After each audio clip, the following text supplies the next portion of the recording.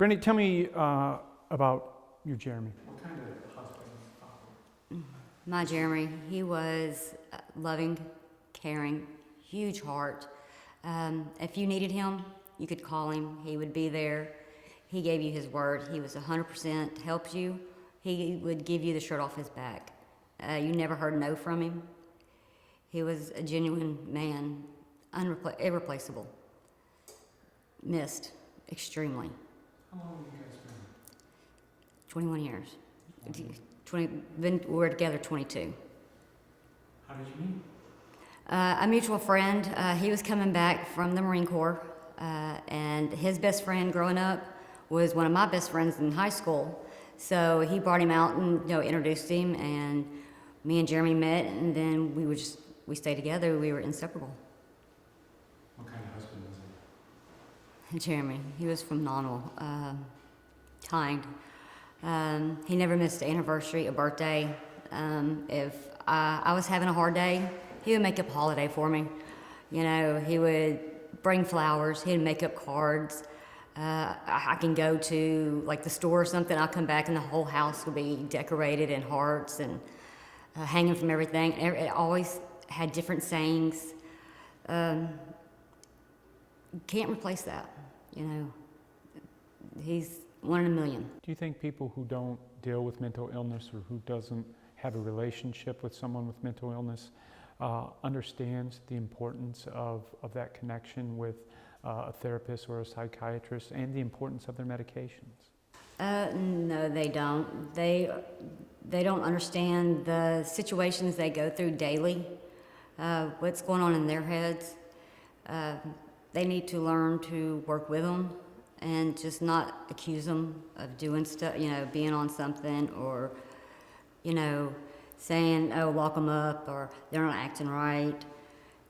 People need to learn to work with them. There's more people out there that, they need the help and they're scared to get it because they're going to be judged or something.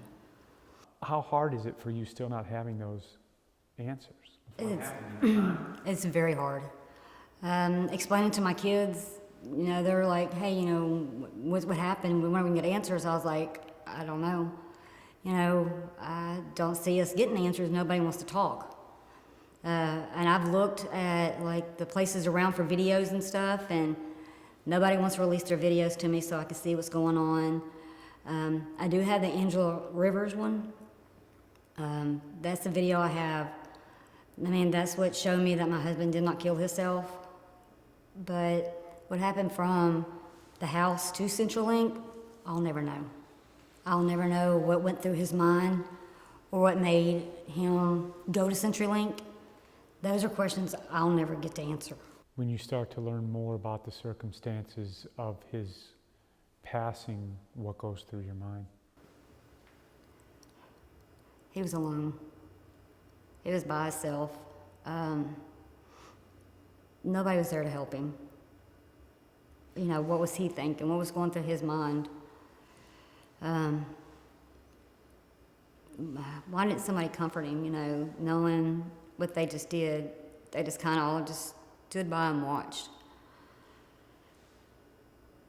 That's what haunts me still, knowing he died by himself.